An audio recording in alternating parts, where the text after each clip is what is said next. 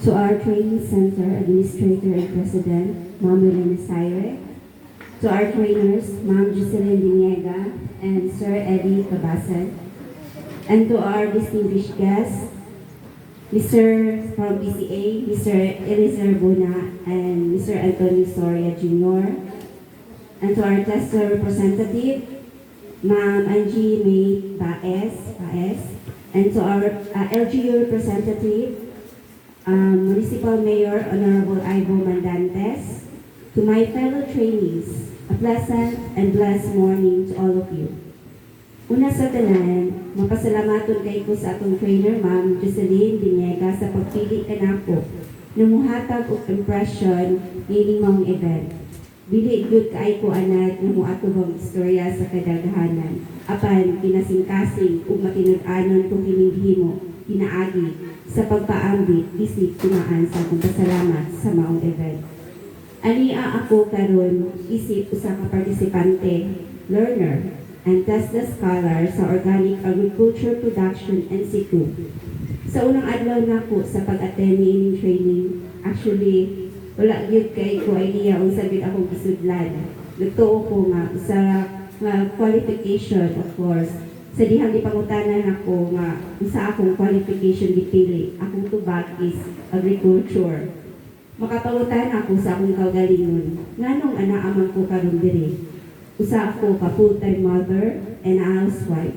Nakagraduate ko college, nakatake ko board exam o nakapasa. Apan, wala na ko igamit akong profesyon. Sad to say, it's a long story. Bisan pa man, asa ako ka coconut farm owner o rehistradong miyembro sa National Coconut Farmers Registry System o NCFRS. Isa po sa hinungdan na nahimo akong kabahin aning maayong oportunidad tungod kay akong bana na work sa PCA which aniya karon siya karon diri Mr. Antonio Soria Jr. Thank you for coming. Siya na pa-introduce or binati kaniya ng ibang anak ko nga dunay programa ang Coconut Farmers Industries Development Plan or CFIDP na gi-implement sa TESDA and funded by PCA. Sa unang adlaw sa among training, nagsugod kami sa training induction program facilitated by Ma'am Diane Alabastro.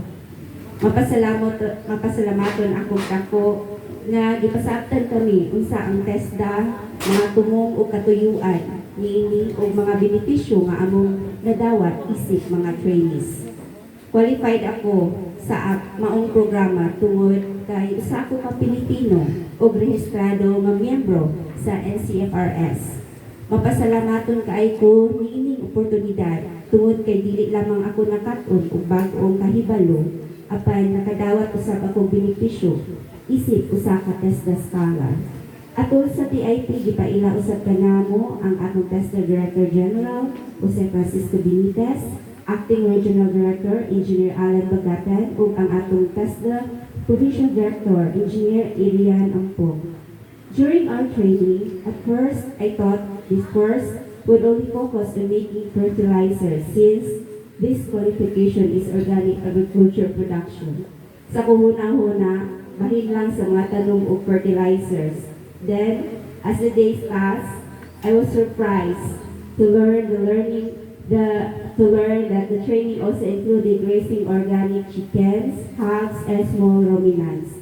Speaking of ruminants, at first I had no idea what that word meant. Karon pa ko kaduhog manggod ana nga term. So mao to ako pre-test, mali-mali ako mga answer. Ug wala gid kay ko idea sa mga words na ako nabasa. Mao po ni resulta sa di kay magbasa-basa o search. As the days passed until we reached the maximum duration of our training, I became happy and grateful for everything that I learned. Through attentive listening, avoiding distractions, active participation, and prayers, I continue to learn and gain valuable knowledge. Interesting ay para nako kini maong nga qualification kay gamit siya if ever dili ko mag-business. Magamit ko nako sa ako kagalingong farm o gamayng katamnan. Even a small area or pot, pwede kaayo makakanong o makagama o concoctions.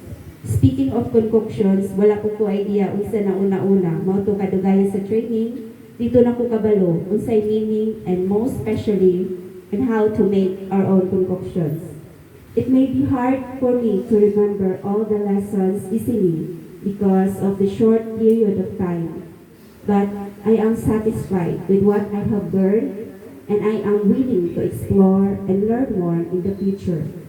As Sir Nick Gamo said during our entrepreneurship session, you need to get out of your comfort zone because there's a lot of opportunities.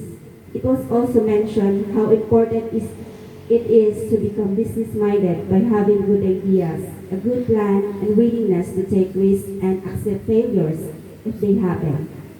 I am a loner and introverted person, but I respect others a lot.